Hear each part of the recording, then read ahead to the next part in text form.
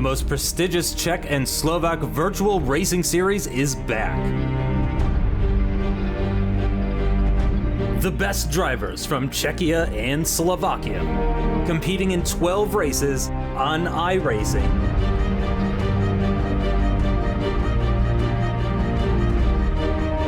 Who is going to win the championship trophy?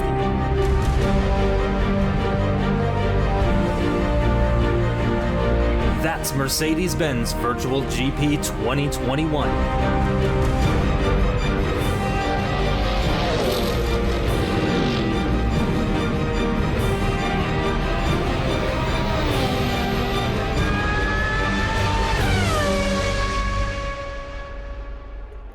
Hello for the final time this year, and welcome to the 2021 Mercedes-Benz Virtual Grand Prix finale. We're in Japan for the 12th race of the year and the 6th in the single-seaters, and today we will crown a championship-winning team. My name is Justin Sutton. Joining me, it is, of course, Chris Buxton.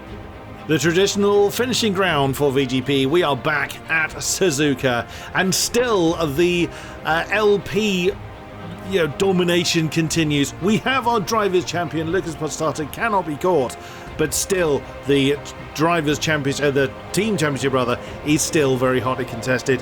The LPs up front have just run away with all proceedings. They have done all season long, but still so many positions, still very hotly contested throughout the field. It is not done and dusted throughout the rest of our drivers. Fear not, there's going to be lots of fighting still to conclude before that checkered flag falls.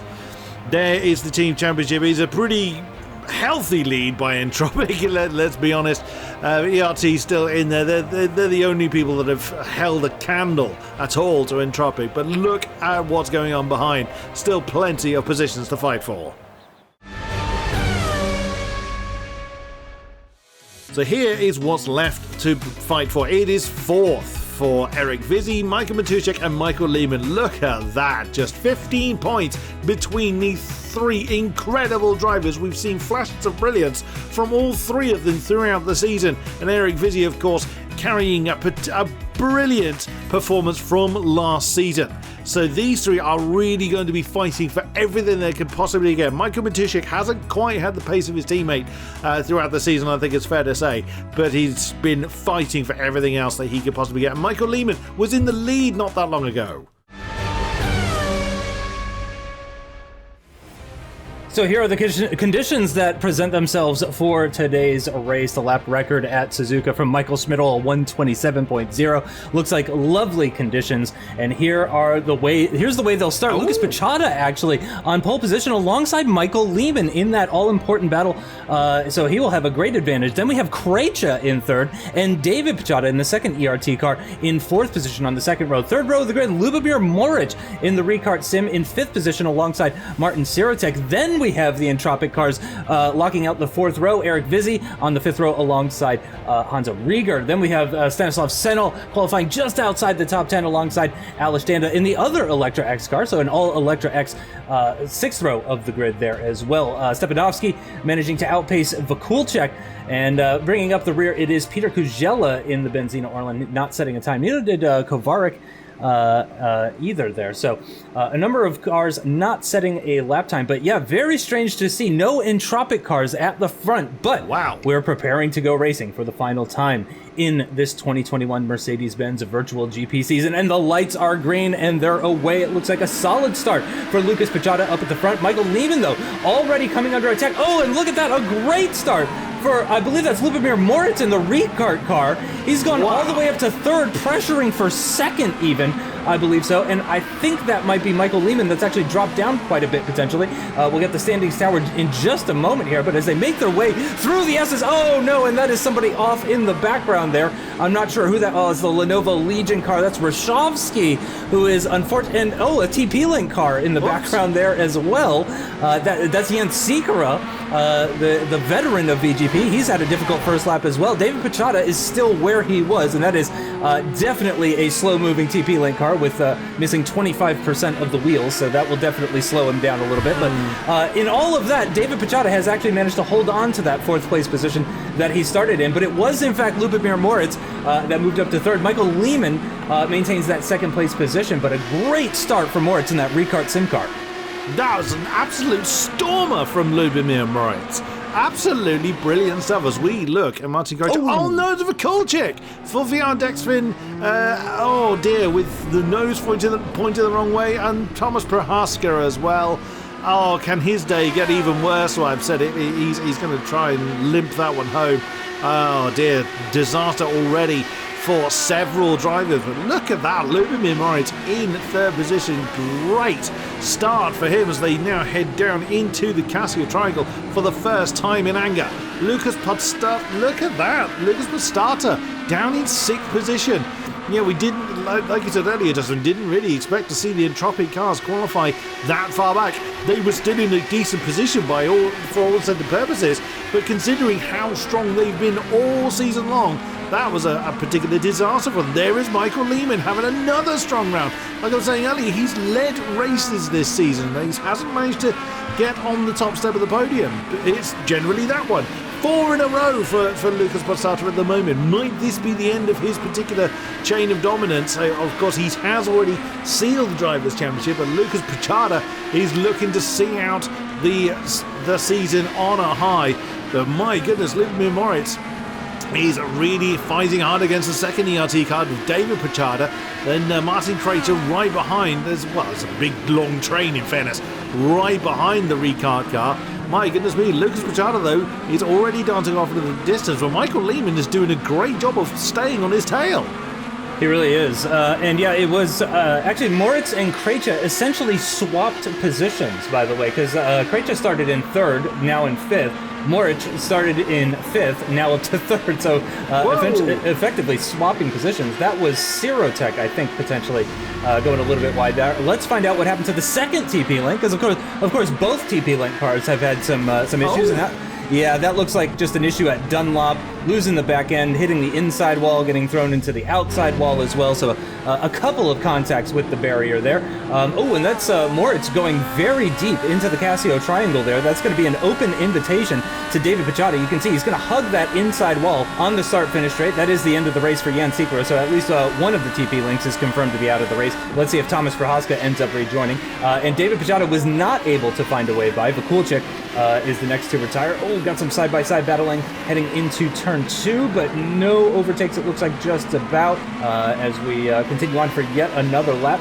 51 minutes still remaining in this session, and there is Matuszek, again, who also started a little bit further back, but he's also lost positions. He's down 3 positions from where he started, so he is unfortunately just swamped, just absolutely surrounded by cars.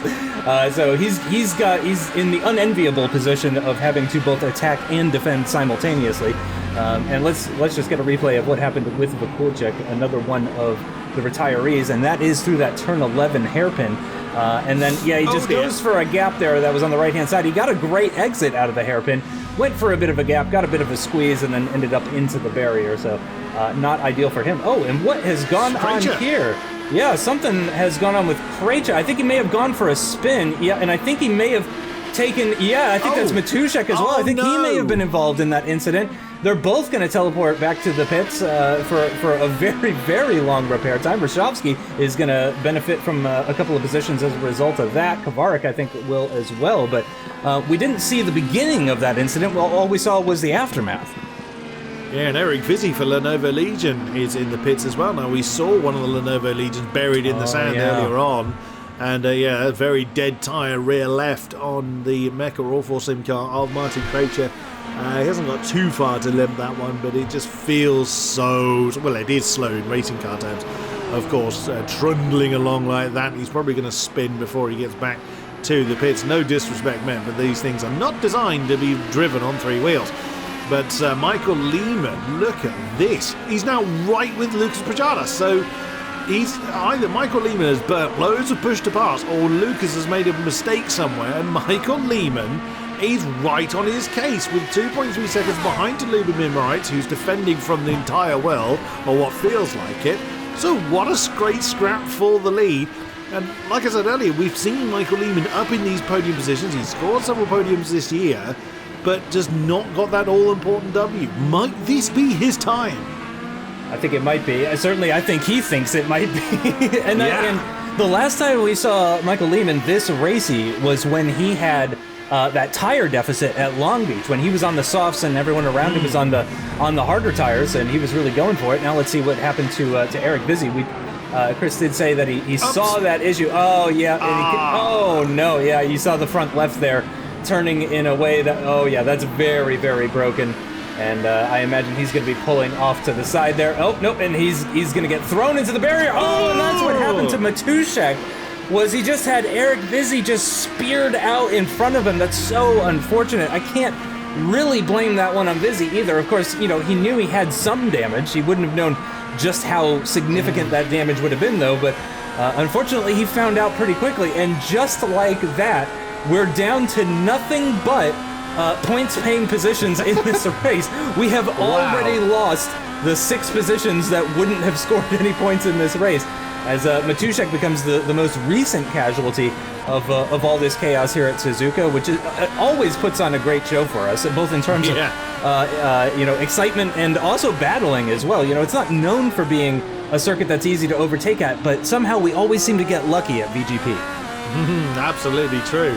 As we ride on board with the Mecha All-4 sim car of Michael Lehman, just hounding hard the ERT of Lucas Pachada. Now this will be an interesting one, because of course Lucas Pachada has been very accustomed to how Lucas Podstarter does things. That's very sporting of the entropic champion to give everyone else a sporting chance. Give someone else a shot at the top spot. That's very sporting of him. But he finds himself in 5th position, chasing off after David Pachada. But yeah, Michael Lehman, he really looks like he's on the pace. I would imagine that there has been a mistake from Lucas Pachada that put him in touching distance of Michael Lehman at this point, because the gap behind isn't that big. It's around about 2 seconds, as you can see on the tower. Of course, it ebbs and flows in the braking point. But yeah, I mean, if Lubomir Moritz has several really good laps, and there he is in the recart car, nothing to say he won't be a contender in this top battle.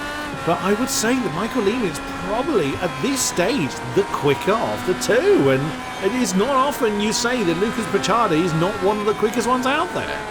Yeah, that is absolutely pretty rare. And certainly it has been the second half of the season, by the way, that Moritz has really kind of come alive in this 2021 season, finishing all of his GT races outside of the top 10.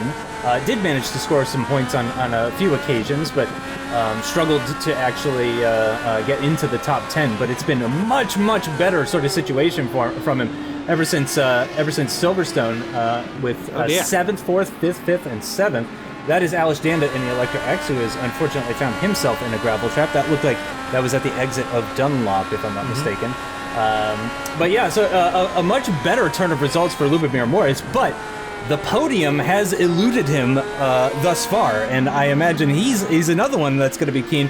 I imagine Lehman's looking at his first potential win of the season, possibly just ahead of him, and Moritz is concerned about losing his first podium of the season, because David Pachada is right behind him.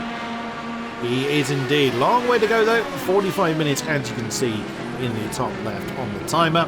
As we work our way through the Casio Triangle once again. The Mecha car did not look quite so planted on the exit of that. Lucas Pachada getting a lovely exit, but still feeling the need to defend. He didn't just stick to the racing line, he did go over to the right hand side to give an indication of defence, when they realised that he wasn't really defending from anybody. Looks like Thomas Prohaska has come back out on track, 4 laps down, but you never know with how many people went into the pits early on. All it takes is one other major incident, he could still score points for TP Link, so certainly worth him continuing to press on.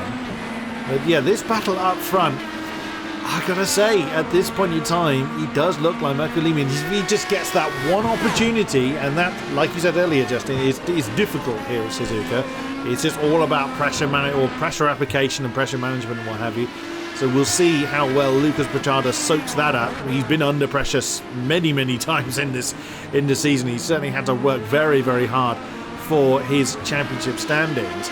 so he's used to dealing with the pressure. But Michael Lehmann is just that far from a potential race win.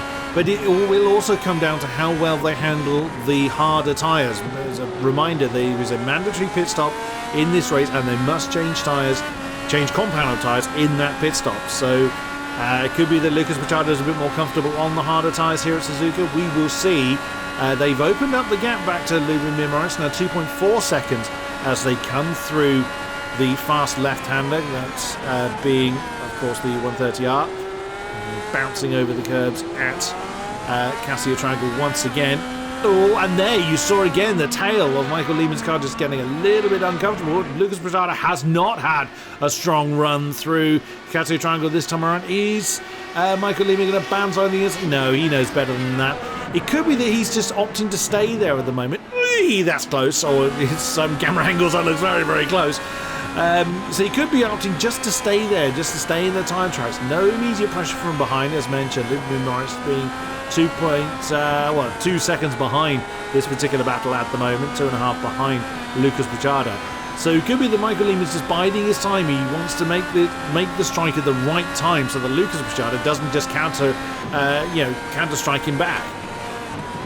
Yeah, it's a difficult position to be in, really, in either of these spots, because defending from Michael Lehmann certainly is proving to be difficult. I mean, look how close he is through that hairpin, where Kamui Kobayashi famously loves to make overtakes. Will we see Michael Lehmann turn that into another famous corner for VGP reasons? Potentially, we may see that. Again, lots of racing still to go.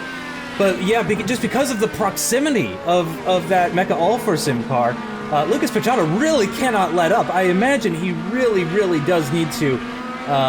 He's just going to be a bit mentally exhausted having to deal with that car in his mirrors. Look at that again, completely relentless as they make their way through 130R, and he's actually feeling the need to go defensive that time. There were a couple of car lengths between the two of them as they got into the braking zone for the Casio Triangle, but Michael Lehmann did not have the best run through there. It almost looked like the inside curbing kind of threw him offline ever so slightly at the exit there. So I think Machado is going to be safe, but neither of them using any sort of push-to-pass there. But I do wonder if using push-to-pass out of the Casio Triangle is actually the best place. Using it after Spoon might be the better option. Again, there really are limited places to make overtakes here, and that would benefit Lucas Machado, because all through this section here, he really does not need to focus on his mirrors at all. There's no chance of an overtake. Oh God, I hope Michael Lehmann doesn't prove me wrong on this. But he can rest a little bit, or at least focus on the road ahead of him rather than the car behind. But then as soon as he gets through the two Degners, he's going to be living in those mirrors pretty much to the end of the lap. Pretty much, yeah. And we could also be seeing a setup difference here. Now, we've talked about this before, where some people run a little bit more higher downforce than others. You don't really run low downforce here. Let's be honest, there's a lot of fast and medium speed corners where that downforce is absolutely crucial. So anyone running low downforce that's not going to go well. Let's be quite honest. Now, yeah, Michael Lehmann was right under the gearbox of Lucas Machado. They're both of them using push-to-pass on the exit of Spoon. They clearly listened to you, Justin. Now, Michael Lehmann's going to have slipstream. Is he going to have the opportunity to try and slingshot past less than a tenth as they enter 130R? He's not really going to have the opportunity to utilise any kind of speed difference coming down into Casio once again. I wonder if you might be able to utilise push-to-pass on the exit of the Cassian Triangle. Probably it's a better option outside of Spoon, just because you're on the gas and accelerating for a longer period of time. Oh dear, that's someone. Who was that? I wonder if that was Prohaska. It was. It was indeed. Thomas Prohaska is having a wretched day. Getting out of the way in dramatic fashion. We're trying to go into the stands by the look of that. But I think that was a mistake. He may well have realised the leaders were there and then just carried too much speed into the gravel trap, and then your brakes are useless at that point. So unfortunately, just momentum carried him into the wall. So but he's determined to continue racing, and fair play to him for that. But more carbon fibre needed on the TP Link car. And still, Michael Lehman just not letting Lucas Pichada get away at all. And whilst this is going on, they're still extending that gap behind them. Living Nimrite's now 3 seconds behind the leader. So despite the fact that they are just in this close proximity, because they're not fighting, they're not, it's not punch and counter punch, they're not losing any particular pace yet. Yeah. But there's pros and cons to being in either position. Of course, Lucas Pichada is giving the slipstream to Michael Lehman, but because he doesn't have the downforce at very crucial points, like we're coming up to 130R, so he's not going to have as much downforce through there. He could potentially be burning the tires a little bit more. And there, Michael Lehman just let off the gas a little bit. He didn't want to be quite as close to the ERT racing car as he was last time around. Oh, clout of the apex there for Lucas Pichada. And that's interesting. I would have thought that was a bit early, but we usually see another 10 minutes or so, don't we, before the first pit stops happen. But this is really going to be a true test. Is Michael Lehman actually quicker? Now is the prime opportunity for him. Now I wonder if that was what I was alluding to earlier on, was because he didn't have as much downforce as he would have liked, i.e. in the slipstream. Great on the straights, but there aren't an awful lot of straights here. So Michael Lehman could well have burnt more life out of his tyres, and we've just seen where he's tried to push a little bit harder to try and overcut Lucas Pichada, and that one mistake could be the difference that Lucas Pichada needs to retain the lead.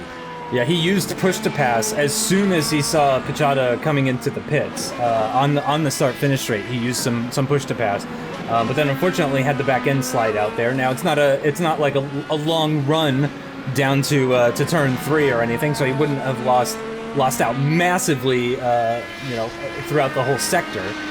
But certainly that would have negated some of that push to pass. Will we see the push to pass light up again as he comes out of Spoon Curve here? I'm going to be keeping my eye on the top left here, because I would think that he is going to be deploying some push to pass, but no, he's not. That's surprising to me. I wonder how much push to pass he has left. Hopefully very soon we'll get the graphic up showing how many push to pass the drivers have remaining to them. We can see Lucas Pichada using some push to pass, though. Crucially, he has come out in a bit of traffic. He's come out just behind Ryshovsky, who's not that far behind Stepanovsky either. So it's not just one car that's ahead of him, but multiple cars. And Michael Lehman is indeed going to respond right away. Moritz stays out, as does David Pichada. This is very interesting, and I do wonder if this is going to be a two-stop race. Certainly Suzuka can be quite punishing on the tires. Unfortunately, Lucas Pichada hasn't given us any sort of insight into that, though, because he's gone onto the hard compounded tires, which, so it could go either way for him, potentially. Coroni's into the pits as well, Horda's into the pits, Podstada's into the pits, so a number of cars into the pits, and where has Michael Lehman come out and all of that? He's still in the pits at the moment, and there is Lucas Pichada.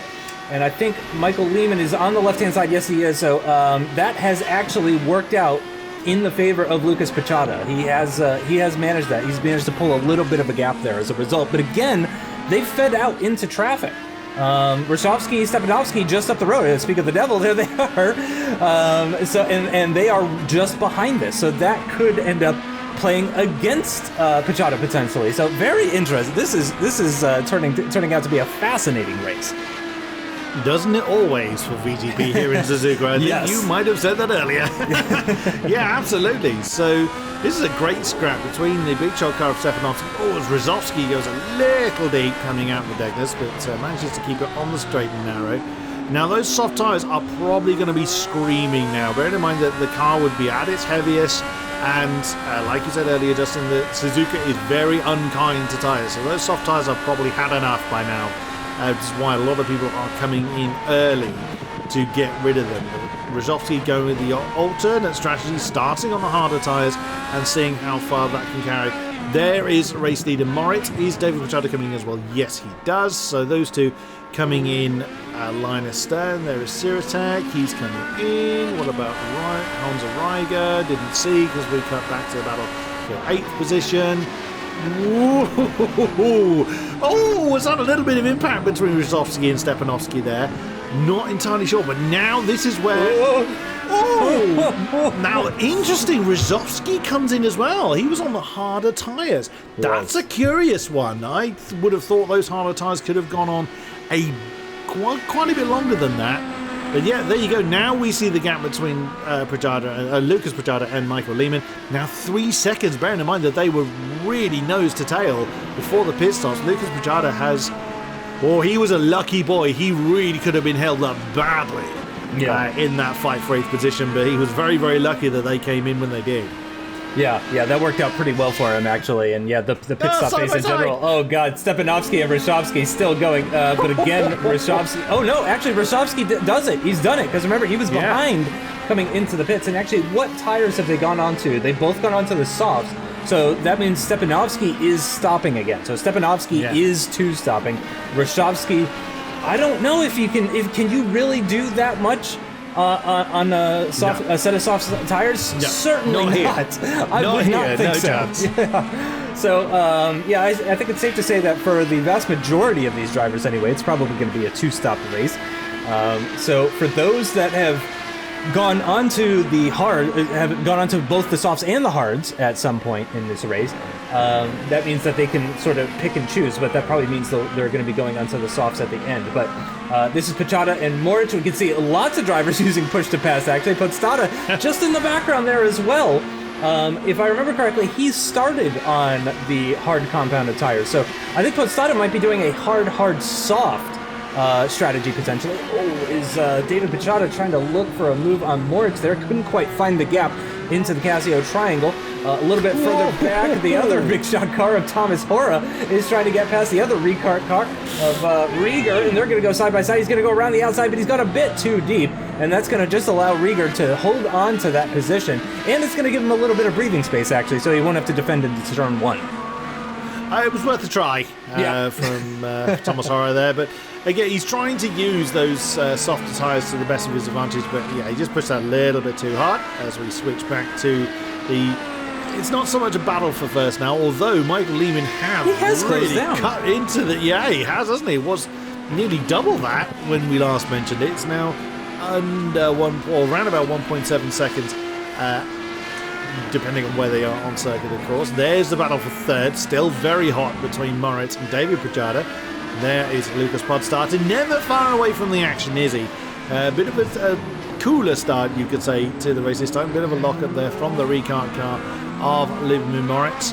So maybe just struggling to get up to speed with these harder tyres. We will see how he goes. And still, that gap up front is really closing in. But Michael Lehmann just hasn't quite got that extra. I think he's got the pace to do it, just hasn't found the opportunity to muscle his way past Lucas Prachada. And we know how good a defensive driver Lucas Prachada is. I love seeing the VR in use. Yes, we've mentioned this before. I'm a big fan of VR. It does make you very, very sweaty. That is very true, because you do get very hot wearing those things. But he's having an absolutely great run. Is Liv Moritz. There's that kind of Prachada focused look we see on both of them. On board then with the ERT Racing number 33, David Prachada. It's a bit of a gap between the two. What are we? So 0.8 of a second. So David Prachada not being able to do anything this time around. Oh, he looked a little hesitant going into turn 1. I think he actually tried to commit to the apex a tad too early. So you heard him get out of the throttle. Oh, hello, three-way fight for 7th. There's Onzaraiga Thomas Hora again trying an unorthodox move on the inside, coming through the first corner. I mean, it's doable, but it's very, very risky. And then Thomas Carney in the ESET car now getting involved in this wonderful scrap for 7th. And they say that racing in Suzuka is dull. They need to open their eyes to this. Yeah, this is some incredible stuff. Again, somehow VGP always manages to put on a show. It doesn't matter what sim we're in. It doesn't matter what cars we're in. Suzuka and VGP is just an absolutely legendary combination. Even when the driver's title is sewn up, it's still absolutely incredible. Speaking of driver's titles, Podstata using a bit more push to pass. He's trying to close that gap down a little bit more, trying to get within 2 seconds now of David Prachada. And Thomas Hora also using some push to pass in the background there as we switch back to that battle for 7th position. Let's see if he can actually make the move before Spoon. Whoa. That's a bold attempt from Thomas Hora. He tries to go around the outside once again, nearly loses a position to Thomas Corney as a result of it, but does manage to hold on to that that 8th place position. Will he use some more push to pass? Yes, he does. So does Rieger, though, and so does Corny. All three of these cars deploying that push to pass on the run down towards 130R. Senol just lurking in the background, by the way, on that. And that is Michael Lehman going for a move for the lead of this race on Lucas Pachata. Meanwhile, that battle for 7th, Thomas Hora has gone deep once again. This time he has relinquished that position to Thomas Corny. He's going to move up into 8th place as a result of that. And Stanislav Senol is going to involve himself in this battle. The three-way battle becomes a quartet as the Electra X car pulls up to the back of the Big Shot car. He won't have time to make the move into turns 1 or 2, so he'll have to sit behind for the meantime. But certainly he would have been a witness to those mistakes from Thomas Hora, or those issues for Thomas Hora, and certainly he'll be thinking that he might have a chance here. Another person that might be thinking they might have a chance here, Michael Lehman for the lead. Wow, that lead just vanished, absolutely vanished. And same now, tire compound again too. Yeah, so I wonder whether it's either just Lucas Pachato's just taking his time, because the gap back is now 8 seconds back to Moritz and David Pachata. So it could be that Lucas doesn't feel the need to push any harder on his tyres, whereas Michael Lehman is pushing for all he's worth, and why wouldn't you, with the opportunity of being in the lead.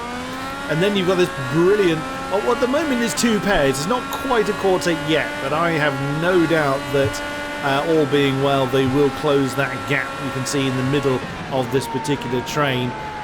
So it will resume being a battle for 7th with Honza Raiger in the Ricard car leading the way. Thomas Corny in 8th in the blue car, you can see just at the top of the shot. And then we're on board with Senol, or we were on board with Senol.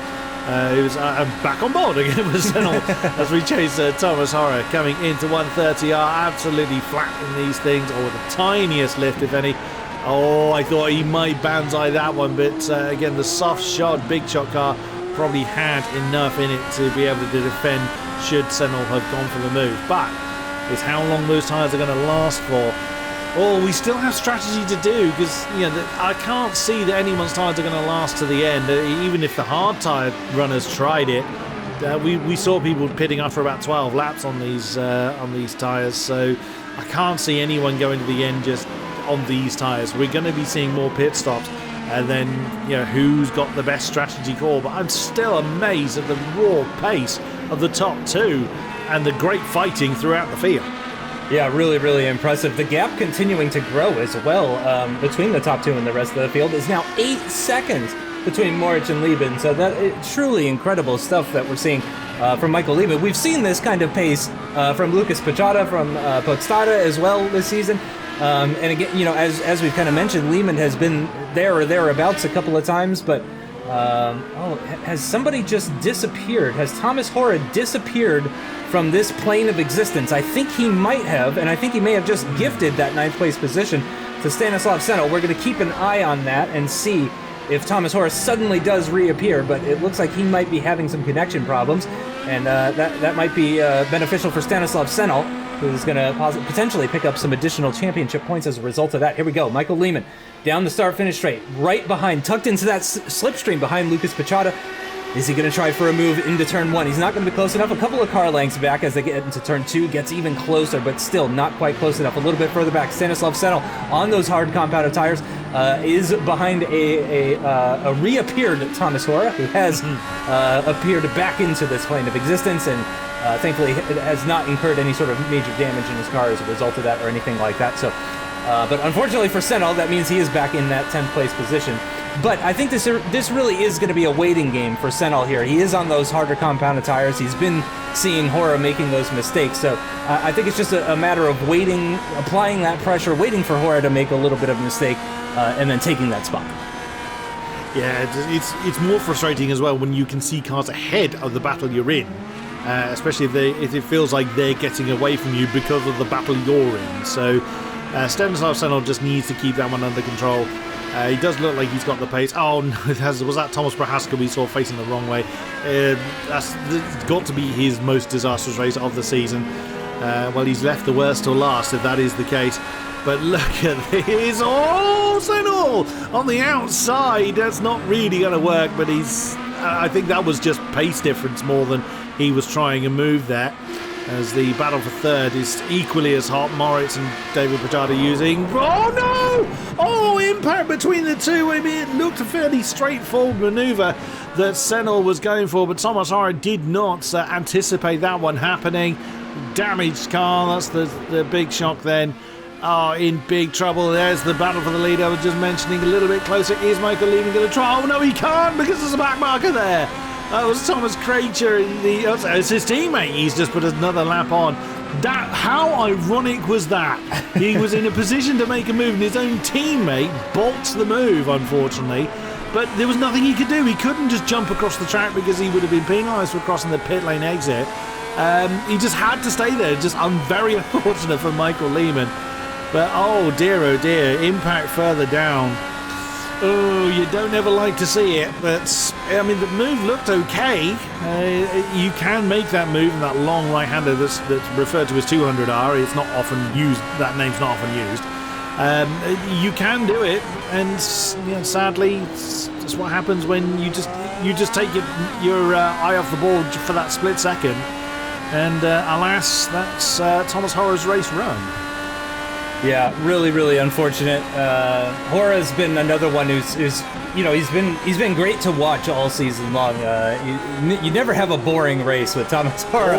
He always makes it exciting one way or the other. That was Lucas Pachada with a terrible exit out of Spoon. That's going to be Michael Lehman with the push to pass. He's going to get the inside line on the rundown towards 130R. I don't think Lucas Pachada is meaning to fight this too hard. I think he kind of let Michael Lehman have it. Lehman's going to defend the inside line into the Casio triangle. I have high expectations that both drivers are going to use a push to pass. Oh, you can see Michael Lehman going offline there, picking up a little bit of marbles. That's not going to help him. Lucas Pachada deploys that push to pass. He's going to look to go around the outside. Michael Lehman defends with his own push to pass, as well as it's going to be a drag race down towards turn 1. No braking right away, but then they're going to have to slow down for turn 2. Has Michael Lehman gone too deep? No, he does manage to hold on, maintains that position, forces Lucas Pachada to use a push to pass as well, and he takes the lead of the race with less than 22 minutes to go. What a move for Michael Lehman. A bit opportunistic, but that's what you need to do. He kept applying that pressure. He waited for that mistake, and he grabbed the opportunity with both hands, took the lead of the race, and I wonder if we're going to see potentially the first new winner of the season since, round 2 that we had our last new winner, and that is unfortunately Prohaska out of the race. He gave it a good go. He gave it everything, and that's Thomas Hora out now as well too. So that is Krejcer well and firmly into the points. He is into 15th now. If he could just maintain his car, you can see him in the background there. Actually, he's just in this shot. But Krejcer just needs to keep things on the road for the next 21 minutes or so, and he can pick himself up a championship point from the Mecha All for Sim. So it's Mecha All for Sim in first and 15th at the moment, and that is Senol breezing past Corny rather easily. Surely that must have been a mistake from Corny at the Degners. It must have been. The car looks intact, all the wheels facing the right way, the wing looks okay, so I don't think he's hit anything. I think it was just a poor exit from the Degner. If you run a little bit too wide on the exit of Degner 2, the tail is going to want to let go, and everybody knows how fragile these cars are. So Thomas Corny probably just got out of the gas, realised that that position was done for the moment, and lets Stanislav Senol go through. There is the battle for third, continuing on its merry way, on board with David Pajada again. He's closed that gap down a little to Lubomir Moritz, but nowhere near enough for him to be able to challenge. And look up ahead, just about saw one of the back markers. I'm not sure it's Krejcer. Might be Krejcer, but you can't see. It certainly isn't the lead pair because they are 8 seconds down the road. But look at that. The gap now nearly over a second between the two lead cars, and it hasn't been there since the pit stops. So we did think that Michael Lehman had the pace over Lucas Pachada. Will we finally, like you say, see a new leader, someone that has different initials being on the top step of the podium? We will see, as riding on board or still staying with this battle for third position. Dave Pachada taking what looked like quite a conservative line coming through the hairpin, whereas Lubomir Moritz was taking a bit of a wider line, almost getting the car to slide around that corner. Different lines, different setups, different driving styles, etc. It's working well for both of them. Lubomir Moritz, can he hang on for that podium? Can Michael Lehmann hang on for that very first win? It's looking good at the moment, no doubt about that. He's looked strong all race long. He's looked really, really good. We'll have to see. Again, we do think that the drivers are going to be coming in again, and we did see. Yeah, and there we go. Lucas Pichata is into the pits right now for his second and final stop in this race, unless something goes horribly wrong for him. Knock on wood. I don't want to put the jinx on him there. So Lucas Pichata does make his pit stop first, and we saw. What was it, like 3 seconds that Lucas Pichata was able to put on Michael Lehmann in the first pit stop phase. So we'll definitely have to keep an eye on that and see whether or not Michael Lehmann is under any sort of threat as a result of that. It could just be because certainly you can find a lot of time in the pit stop phase. You can find half a second, which is very difficult to find out on track. Half a second. Over the course of a lap, even at Suzuka, it can be extremely difficult to find. So we're having a look at Michael Lehmann. Not quite optimizing that corner. His back end was stepping out ever so slightly. It is quite a slow corner, though, slowest corner of the entire circuit. So, but you do carry that speed all the way down towards Spoon. You're full throttle all the way until you get to this part. So. I wonder if that is going to be a problem for him. Pichata's already out, and there we go. The push to pass is in use for Michael Lehmann on the run down towards 130R. And then, actually, do you think Chris will be coming in this lap? Certainly, it was Pichata coming in just one lap later last time, so I'm not expecting a huge difference between the two. I'm fully expecting Michael Lehmann to cover off exactly what Lucas Pichata does. So we'll see, what does he do? Yep. In he comes. Yep. And he's out. That's the best move for him to do. Yeah. But it did seem, and there's the connotations for fourth. Michael Lehmann would storm it because Eric Vizzi is out. Yeah. And so is Matuszek. Yeah. So his chief rivals for fourth position are not going to be scoring anything. So he would be 11 points ahead of Eric Vizzi if the race finishes the way it is. So we will see how that takes out then. So David Pichata's come in. Lubomir Moritz has continued. I can't actually remember how their pit stops filtered out last time. Here comes Lucas Pichata. Michael Lehmann. Is he going to do it?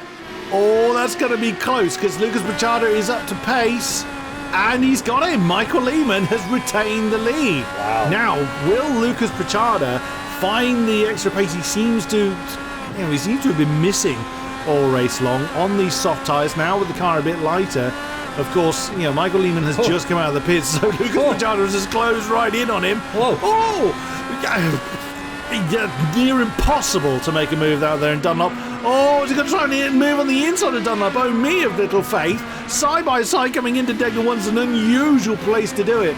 But Lucas Pichata, I think he feels he has to. He has to make the move because Michael Lehmann has had the pace advantage. So before Michael Lehmann gets his tyres up to optimum temperature, Lucas Pichata is trying to press what advantage he can. But Michael Lehmann defending brilliantly well, coming through the hairpin, now through 200R. Can Lucas Pichata try and banzai on the inside of Spoon? He's going to go with the outside manoeuvre, but no, that gets cut off as well. Coming into Spoon once again, he tries to cut back underneath Michael Lehmann, but Lehmann's having none of it. Now Michael Lehmann's tyres should be around about optimum temperature now.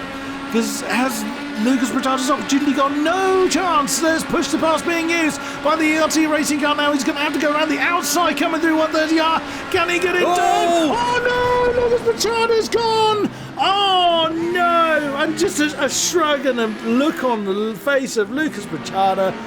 Well, he's trying to dig that one out of the gravel, but oh my goodness, that's going to need a bit more than some gaffer tape and a hammer to sort that out. Well. It was a brave move. I think he felt he had to because of the pace difference between the two cars, but sadly it has not come off. And it was the merest twitch that he tried to correct, but sadly the correction threw him into the wall. So Michael Lehmann now can just dance off into the distance. Siratek leads the way at the moment with Stanislav Senol in second. Great manoeuvre there, but where's the rest of the podium's going to go? Yeah, great question. And that was a shocking moment. You wouldn't have obviously known this, but I was just kind of slack-jawed for a few seconds there, just staring while you talked us through that incredible moment. Certainly, I think Lucas Pachata sort of had nothing to lose. You know, he's got second sealed up. He couldn't, I don't know. I don't think that they were doing enough in terms of the team's championship either. I think they kind of needed almost like a 1-2 to even be within a shot, and then they kind of needed both Entropic cars to not score at all. And Podstata is very much still in the points-paying positions. And here is Lucas Pachata trying to go around the outside. He used that push to pass to great effect outside of, and then he just starts to. The back end starts to go a little bit, and then it all of a sudden grips all at once. And that's the way it is a lot of times with these single-seater cars with the high downforce. The back end steps out a little bit, and then all of a sudden you have all the grip in the world when you don't want it, and it'll just send you spearing off one direction or the other. And that is confirmation there that Lucas Pachata is in fact out, and that's another position gain for Martin Krejci. Siratek and Senal both into the pits side by side now on the run down towards turn 1 between Moritz and David Pachata. And Moritz looks like he's going to get the position. He's going to win out on that one, and he's ahead of the ERT racing car. So Moritz will be enjoying that. He's firmly in the podium positions now, even if he loses a position. A couple of seconds behind this, though, just at the back of shot there, that is Lucas Podstata in the Entropic car, now up to 4th thanks to that retirement. He was already into the top 5, which was an incredible drive considering where he started from, which was outside, I don't remember exactly where it was, but it was outside the top 6. That's that much I remember. So to be back up into 4th, certainly a champion's drive, no doubt about it. Oh, here we go, Rieger and up the inside at the Dunlop curve. Rieger takes the position from Senal. Both of those cars on the soft compounded tire as well, so that wasn't even a tire compound deficit or anything like that. A great move from Rieger. Both of the Recart cars really on fire today here. Oh, as that's nearly Stanislav Senal into the back, I believe in me, Moritz. Yeah, the Recarts cars are looking to finish the season really, really strong, and fair play to them as well. And right ahead of them is Siratek in the lead ESET car. That's in 5th position, a good result for him. I can't believe Lucas Podstata is just, there's a phrase in English called rub of the green, which basically means just very, very good luck. And he's matching his worst finish of 4th. Yeah. That's just shows you how much of an incredible season the Podstata has had. But yeah, like you say, Lucas Pachata had nothing to lose essentially by trying the move. Yeah. And if he did really feel, as I suspected, that he had a pace deficit to Michael Lehmann, then it was his only opportunity. He had to press the advantage when he had it, and that's robust defending from Hans Reiger there. But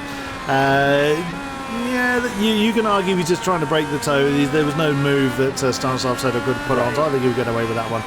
But it's not really going to help them in trying to chase off after Martin Siratek, in fairness. No. Coming through the S's once again. Oh, that Recart car not getting to the apexes quite well. It does now on the exit of the S's now, coming into Dunlop. This is where we've seen people swapping around already at this point. Lubomir Moritz and David Pachata, namely. Oh, that looked a bit deep there for Senal, but he does manage to get that one slowed down for Degner 1 through Degner 2. Yeah, there you go. I thought he was going a bit hot into the second Degner. He's went a bit over the astroturf. Hasn't lost him a lot. It's not a big run from Degner 2 down to the hairpin, so it wouldn't have cost him a great deal. But carrying on the way, this is what I've always loved, and we've said this, or I've said this repeatedly, is it doesn't really matter where anyone is. Generally, they will fight for every position they can absolutely get. But, I mean, you've got to say, really, the drive of the day so far has been to this man. I'm so pleased for Michael Lehmann that he's capitalising really, really well. Now I've said, hopefully I haven't just commentator cursed him. If I find him in the wall, I will be devastated. I would imagine so will he be, as he's really cementing his challenge for 4th. Oh, wow, Stanislav Senal, there's a bit too much curve there. Yeah, I was going to point out, by the way, Senel just seems a little bit smoother compared to Rieger when just the way that he attacks these corners. We got to see the difference between the lines that they're taking, their driving style, as they made their way through the S's on the previous lap, and it was very interesting to see the way Senel approaches the corners compared to Rieger. And Senel is definitely a little bit smoother. I would say a little bit more consistent as well. He just looks a little bit more comfortable out there, and definitely Sirotech seems a little bit closer to me as well. That ESET car definitely seems to have gotten a little bit larger, if my eyes don't deceive me on that one. So Senel could be potentially on for a top 5 finish here, which would be a fantastic result for him. It's not, he has finished in the top 5 previously. His best finish, a 4th at Road America. Actually, inside the camera a little bit there. I don't know if contact was made between the cars, but certainly that camera probably needs a new lens. And there we go. There's the push-to-pass from Senel, actually. He's going to have to do it around the outside of... I think that was a little bit of lag between the two of them, because there was a bit of gap between the two of them, but you can see Senel definitely still went for a spin, so... Unfortunately, I think that was just a little bit of a connection issue. Not so much of an issue, but just a difference between and ping. And you can see Thomas Corney actually in the background there just deployed push to pass. He said, I see a car in front of me. Time to go. Roshovsky as well in the distance. He's applying his push to pass. He's in a bit of a no man's land at the moment. And both of those cars are on the soft compound of tires. So certainly if Senel has flat spotted his tires or anything like that, or if he incurred any sort of damage that just isn't quite visible to us, then that's going to be an open invitation to both Corney and Roshovsky. So that's unfortunate, though. He's gone from possibly pressuring for a top 5 finish here, his second top 5 finish of the season, and now he's really got to defend to avoid dropping down into 9th there. That's a back marker. That was Kvarik in the VRN Victoria Dexfin car. VR Victoria and Dexfin, excuse me. But he's gotten going once again, and that is going to put him a lap down as a result of that. But really impressive here that we're only seeing lap traffic right at the very end of this race. It's really, really good pace. We've kind of touched on this season, but I swear this season, and I don't have any sort of figures to back this up, but I swear we've had the smallest gaps from first to last of any season of VGP. I think this has been the closest season, not just in terms of up at the front, but I think even the guys that maybe are bringing up the rear more often are still very, very quick compared to previous seasons of VGP. So it's great to see. 6 minutes to go for this guy, though. He's got a 7-second lead, though. So really, Chris, he just needs to focus, keep it on the black stuff, not spin, and bring it home. I think that's what he's doing. I've been watching the gap between himself and Morris, and he's been creeping down very slightly, lap on lap on lap. So he's not pushing. He's not trying to get fastest up. I think he already has it, but he's not trying to do silly things. That's Alice Dander right behind him. Mm-hmm. So he doesn't need. He could actually let the car behind him go if he really felt like it. He just needs to cruise now, but that can be the time when you feel the most pressure. You know the checkered flag is imminent, especially if it's your first win. And what a way to see this season off. I'm still just... I can't believe this is, of course, the 12th race of 12, and we've only had, up to this point, 2 winners. One of them has retired, so... and the other one's in 4th, so it does look like we finally will have a break of the LPs and a different team winner as well. Yes. It's only been ERT and Entropic, so your initials have had to be LP and your team name has had to start with E so far. So finally that rule are being broken. Again, hopefully I haven't just cursed Michael Lehman. Heading down into the final 5 minutes, and it will feel like the longest 5 minutes of his life, I would imagine. It's going to be another 3-ish laps, depending on where he is when the checkered flag falls. Might squeeze for him, but I think he's going to be 3. I think it's 3. So yeah, and he's a comfortable lead, and he'll know full well what that lead is. It's not changed a great deal, so I imagine Moritz might have backed off a little bit as well. The tyres are probably, well, they certainly are very past their best. The car's very light. There's nothing for them to gain to push really, to push hard. It looks like everybody has Corny and Senol are still very close for 7th position, but most people are just settling in, to the gaps that they're in at the moment. But I dare say we're going to be in for a twist or two in the final 4 minutes. Yeah, it's Suzuka, of course we are. Yeah, I wouldn't be surprised if that was the case at all. But yeah, Corny at some point did manage to get past Senol. Good job pointing that out. Roshovsky as well is also not that far off. So if Senol doesn't come back at Corny, and there are Senol and Corny now, then certainly Roshovsky is going to potentially be keen to involve himself. It seems to me that Rieger is dropping off the back of Sirotech now, though. So I think the bests of those softs have started to fall away from the Ricart car in 6th position, and those hard tires on the E-set of Sirotech are still holding up pretty well for him. So he's still holding on to that 5th place position. He's extending that. It's about 3.5 seconds at the moment. Senol is still on the back of Corny. We can see Moritz using some push to back pass. Kovarik, Kujela using some push to pass.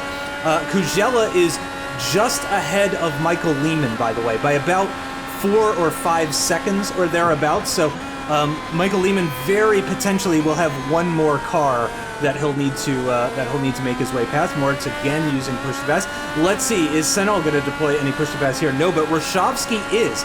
He's the car behind, so you can't see him in this battle, but he's just a couple of seconds behind that pairing, and he's still got some push to pass on his Lenovo Legion in 9th position, and he could be thinking he might be on for a 7th here if he's still got enough push to passes remaining.